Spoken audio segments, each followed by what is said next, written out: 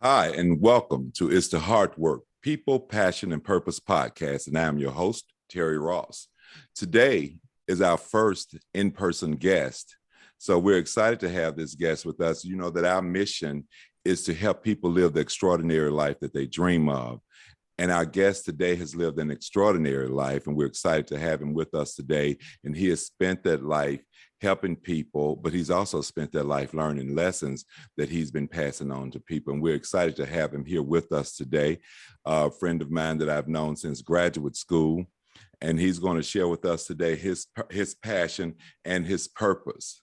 And our guest today is Demetrius Evans. Demetrius, introduce yourself, please, sir. Hey, Terry, my name is Demetrius Evans, sitting here in St. Louis, Missouri on this bright Sunday morning.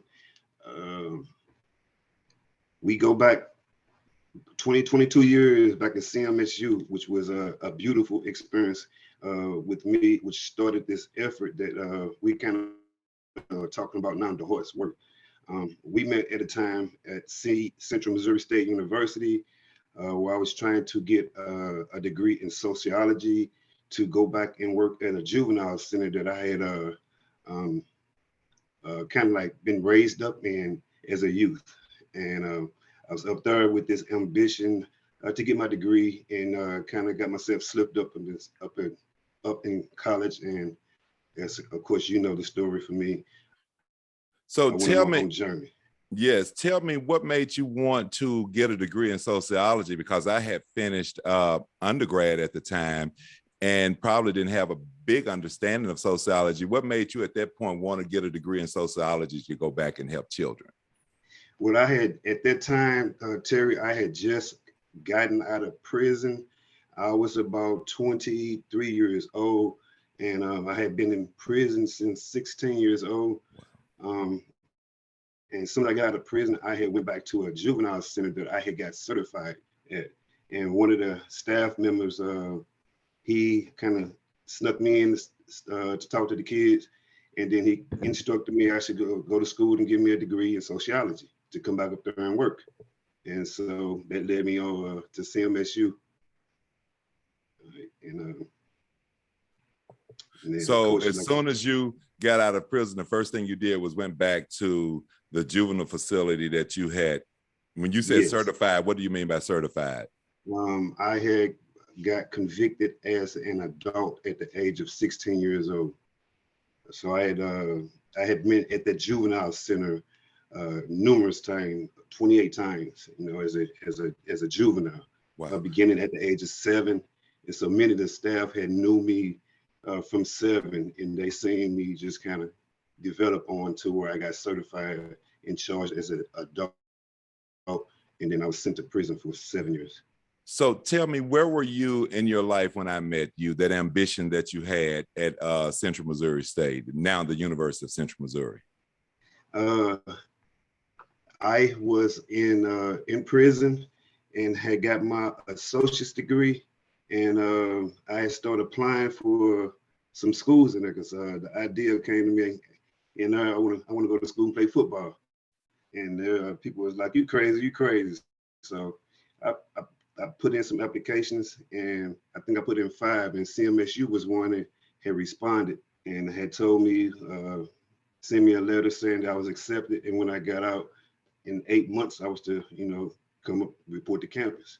And so I got up there, and then I wanted to try to play football. I walked on and tried out on walk-off as a walk-on. And as you know, I got on the team.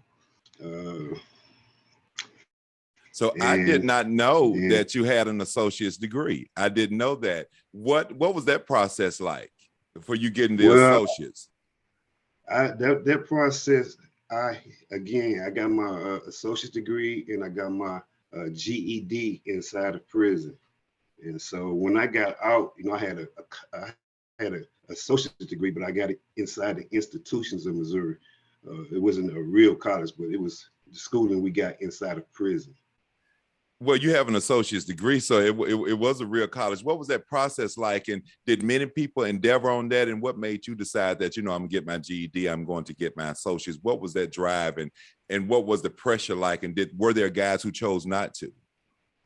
The pressure was, it wasn't, the drive was when I first got there in prison.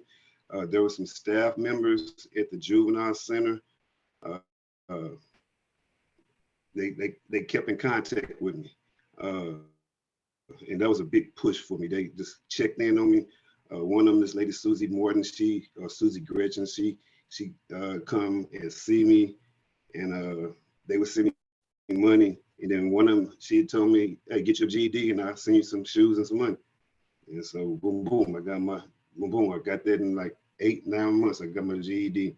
And then next thing was going to jump into school. And so went to school for the next 3-4 years up there. And I got my associate's degree. And then I got my culinary certification in there. Wow. Okay. That's really awesome. So with you had people who were following their passion. What did they see in you that made them follow you after certification to continue to encourage you and pour into your life? What you had to have done some extraordinary things, even while you were in and out of juvenile, for them to see something in you to continue to push you. I remember when I had got out, like I said, when I got out of prison, I immediately kind of went up there and Mr. John Snipes. He was a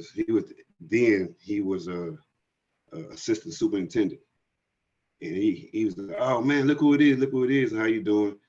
And that talk the comfort was, well, we were happy to see you again.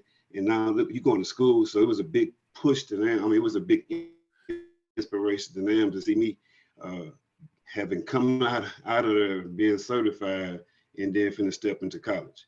So I want to take a step. I want to take a step back from there, from that point when you got out. What was it that happened from the time that you were 7 to 16 that they saw something in you, that they followed you? Or is that something that happened with all children that came through there? I don't think so. That's why I'm asking. It was something that made them follow you and encourage you after you had been certified and in adult custody. Well, to this date, I think I still hold the record as the youngest kid to ever enter there at 7. And to this day, I think I still hold the record as the individual who's been through their system the most. So I have, they basically raised me up. I was in there so many times, and just so many times. They seen me just too many times, and they just knew something about me. I don't feel sorry for me when I got certified, but a couple of them stayed with me, and they kept in contact with me, came and visit me. And just they kept me with a lot of hope, along with my family, through the hell I was going through, and I made it through. And the return was just to come back and try to talk to them kids. And so when I first came out, he had me come in and tell them your story. And that's the first thing I started telling the kids. Man, I was up in here so many times, and then I ended up getting certified as an adult at 15. They threw me inside of a maximum security prison, and they explained the story to them, and it was real. It started to become impacting to the kids, so they started continuously sneaking me up into the center. And I use the word sneaking because I was a convicted felon, and he was scared that he would lose his job, and other staff that were going along with it, on the weekends and stuff. So he snuck me up in there for a while. Wow. So tell me, what are you doing now? I am blessed with the with the most blessed opportunity of working there now. Wow. Yeah. And it's a whole life story encircled inside this particular center in St. Louis with these kids and myself. Yes. It's a phenomenal story here, but it's not about profit. It's not about trying to make a story. It's trying to make an impact, and that's the daily. That right now, the drive to the day I die is to make impact every day. Every time we see kids, just talking to them, whatever I can do. But I don't have the funds. I don't have the houses that I can put them or this and that. But let my life be as it is, for whatever purpose God has it to be for. So what's your title on your job now? I am a detention juvenile officer, So DJO. it's come full circle. It's come full circle. I am, and it took a mountain of people to uh, to present the idea to have me working there, and they had to take it to the legislator and get it passed by the bill to be the first person, a convicted felon, to work back in uh, St. Louis County centers. That's a remarkable life. And that's extraordinary. So that I really like that. Tell me about your nonprofit. Sudden Impact ICU is a nonprofit organization that is dedicated to helping at-risk youth reach their fullest potentials, and give them resources to find ways to help develop their interests. This organization was founded 6 years ago. And again, I'm gonna emphasize the word non-for-profit because it's not for profit, it's about impact. And it's a blessing that was given to me or granted to me through Ballpark Village, actually. Um, and that's an incredible story within itself, how the organization came about. People took interest in my effort with the kids, and they came up there to witness, and they began talking. And next thing you know, they're like, "Man, if that's what you do, you don't need to be no cook up here working in no kitchen or nothing. You need to be doing that right there. And show me your dedication. Stay here a little bit longer." Working with this company at Ballpark when they first landed here in St. Louis, and next year, still working there. They came to me, "Hey, let's get together a nonprofit organization," and we put together Sudden Impact ICU, and then we began a food effort with feeding kids at Epworth's Children's Center here in St. Louis. That was the first thing we initially done. It's a shelter, drop-in shelter, and we would get together some food and go there and barbecue. Many of the cooks up there at Ballpark, when they seen just the idea of trying to feed these kids and stuff, I mean, got behind it. So it was a beautiful thing. And so we ran into some complications with my past. um, my past record being a felon, and that kind of just discontinued. And then we branched on to working at St. Vincent's Children's Home.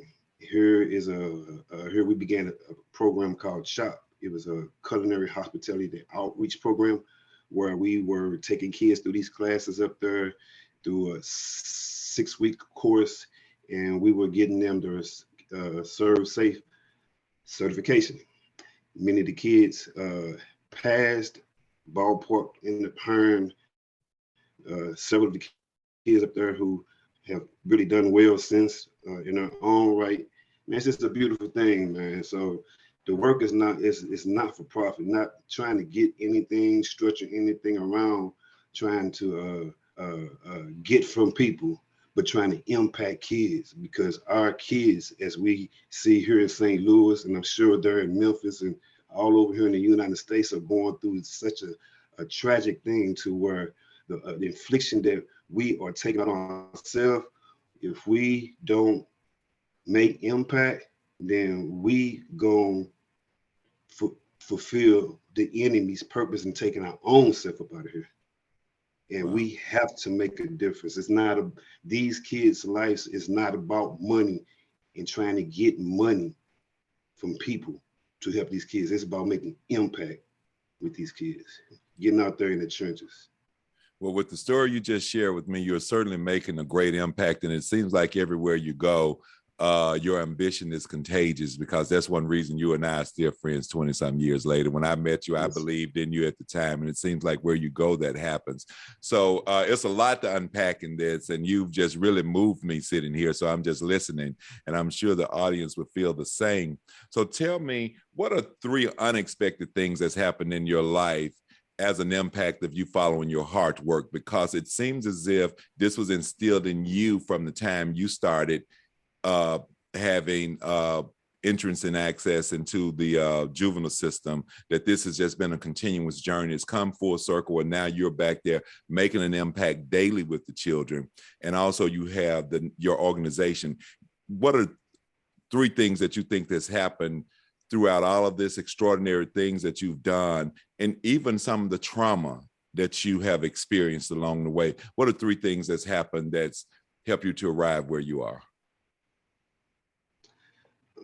The most 3 dynamic things in my life to me are, one is the experience at CMSU, Central Missouri State.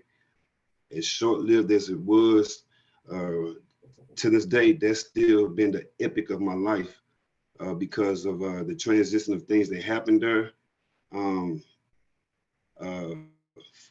It was my first time being back in a school setting since 5th grade, and it was like overwhelming of excitement for me there. And then with the experience of me selling the marijuana up there, getting myself caught up and slipped up, and then put in the jail up there, and the experience in that jail up there, and the lesson learned from that experience, because that mistake, I realized that I failed that in that occasion because I was wanting what other people had. And that's what I gained from that whole experience. That experience led to a whole nother experience that leads to where I am right now today. You know, if it wouldn't be for 1, 2, 3 things happening, which is that experience up there, and then me being blessed with the being released in the way, and that happened, and then on with the experience from there with the incident where I shouldn't be here today, from that incident occurrence with the police and stuff, and I'm blessed to be alive, man. So very blessed, and what is how I feel. I'm very grateful for what I do, and I look at my blessings, I count them. Yes. And I read something some years ago that said just if a student spends a semester or just a freshman year in college, your life is never the same. And what you're just telling me is a prime example of that. But what's added to that, the fact that you said that you hadn't sat in a classroom since you were 5th grade. And I can remember us talking during that time, and you had a lot of questions, and I was trying to answer them as best I could. And I didn't know the whole story at the time. So I hope that I was being as authentic as possible. And I also didn't know that I thought you just knew where to get stuff from. I didn't know that you was actually selling up there. So it was a like I said, it was a lesson learned. But that's something to tell students. I like that you said that you were, you know, it was overstimulating in a sense, and you saw what others had and you wanted to have it too, and you saw a quicker way to get there, but there was a lesson for you. And I know that lesson came much quicker than you expected. However, listening to you right now, it is helping me, and I hope it's going to help a lot of people to know that what's for you is for you, and you'll get to that destination. Yes. And your life is a living witness to that. Mm-hmm. Yes. Yes, sir. Yes, indeed. So give me the name of your company again. Is that it on your t-shirt? No, this is not it. This is my shirt. It says Research IE Square. The name of our organization is Sudden Impact ICU. ICU, Sudden Impact ICU. Okay, yes. Awesome. And right now, are you all active right now doing something in the community? We are active at where I work. In my job itself, it goes like this, Terry. In this organization came about in light of me on this journey in my life with these kids. Like I'm saying, the work is not for profit. It's non-for-profit. Mm-hmm. Organization was put around this effort right here, and we began programs. Okay. My everyday walk is the organization. And when the opportunity came for me to work this job that I am now employed, where I am secured, as far as having a good job, having benefits and stuff, and I am able to work with kids every day, and not just work with the kids, the group of kids that I work. I can't even mention where I work because the group of Mhm. kids that I work with are such a delicate and sensitive group of kids. The same kids that I was growing up. And I get to try to help not really myself, but myself coming through. I ask myself almost every day, if I was here today, if I was a kid coming through here, could I help myself? Could I help me? So that is the organization. That's what we do.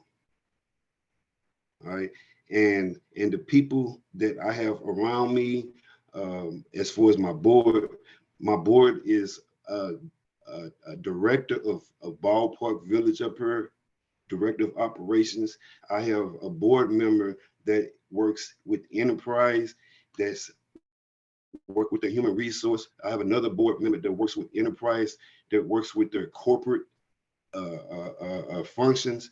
And then my other board member, these are people that just believed, and we just gather, okay, let's be a board and let's just take care of all the infrastructure. And that's what we've done.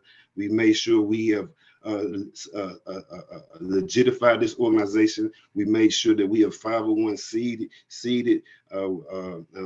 We've done everything that we need to do, and just continue to work, because they are fully engaged. And the work is not for profit, but the people that are behind are people that are volunteering their beautiful time, their beautiful hearts, and just trying to help me. I'm carrying a bunch of people that have just helped me, all the way from you right now.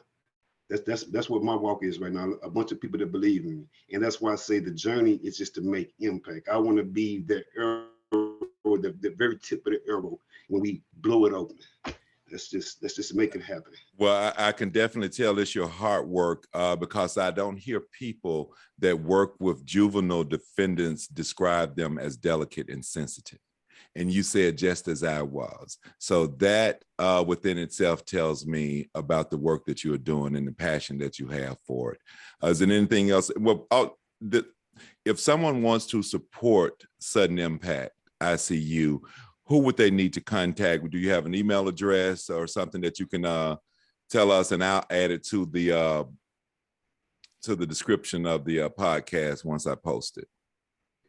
Our email is suddenimpacticu@gmail.com.